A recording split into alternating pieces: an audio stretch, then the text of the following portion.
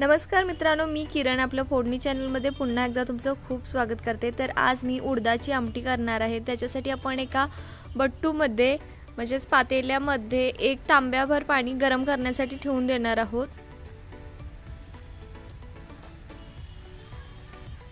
आपलं पाणी थोडंसं गरम झालं की आपण त्याच्यामध्ये ही जी साली सगट असलेली उडदाची डाळ आहे ती घालणार आहोत।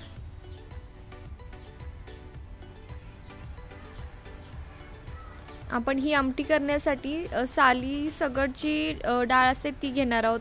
त्याला उकळी आली की आपण त्याच्यामध्ये 1 चमचा हळद घालणार आहोत।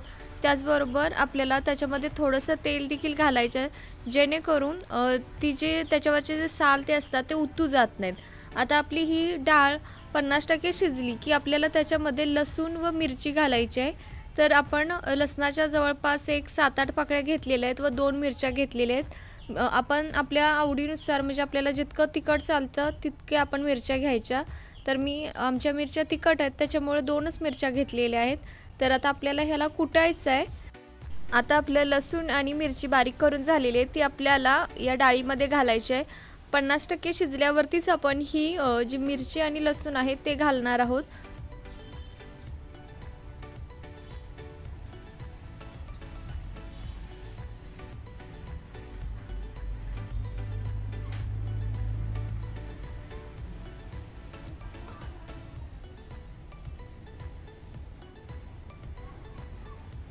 आता आपण या डाळीला थोडंसं मिक्स करून घेऊयात।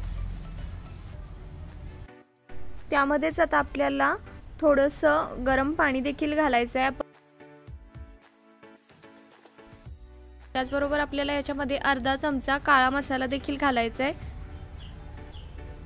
आणि आता आपली डाळ पूर्णपणे म्हणजे शिजू द्यायची आहे। त्याला छानपैकी दाबून बघायचं की ती शिजली की नाही। छान अशी सर्व डाळ शिजवून घ्यायची। आता आपण फोडणी घालणार आहोत। तर त्याच्यासाठी चुलीवरती एक पातेलं ठेवलेलं आहे व त्या पातेल्यामध्ये आपल्याला जवळपास 2 चमचे तेल घालायचे आहे।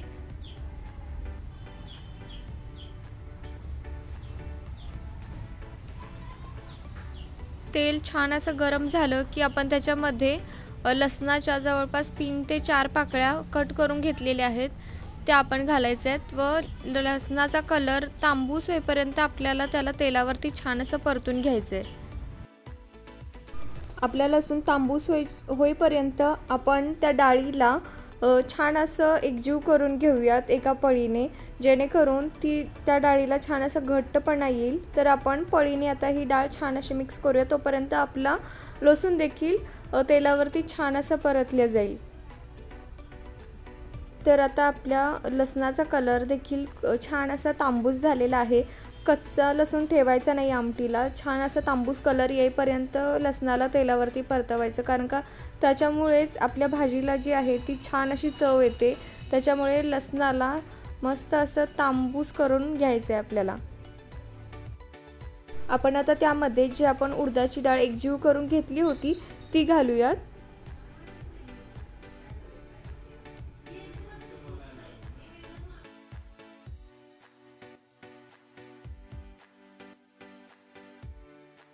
आता याच डाळीमध्ये आपल्याला थोडंसं गरम पाणी करून घालायचं आहे। आपल्याला जितकी डाळ पातळ पाहिजे तितकी आपण पाणी घालायचं व या डाळीला छान अशी उकळी येऊ द्यायची। ही डाळ भाताबरोबर, भाकरीबरोबर, चपातीबरोबर, कशासुद्धा बरोबर म्हणजे ही डाळ खूप छान अशी चवीला लागते। आमच्या इथे बऱ्याच वेळा ही डाळ केली जाते, कारण का चवीला देखील खूप छान लागते। तर आपण याच्यामध्ये आता थोडंसं चवीनुसार मीठ घालूयात। मीठ आपल्या आवडीनुसार घालायचं आहे आपल्याला। या आमटीमध्ये आता आपण थोडीशी कोथिंबीर घालणार आहोत। तर छान अशी हिरवीगार याच्यामध्ये कोथिंबीर घालायची व या डाळीला जवळपास एक 5 ते 10 मिनिटं उकळी काढून घ्यायची, जेणेकरून ती छान प्रकारे शिजल्या जाईल आपण फोडणी दिल्यामुळे। तर अशा प्रकारे ही आमटी तयार होते।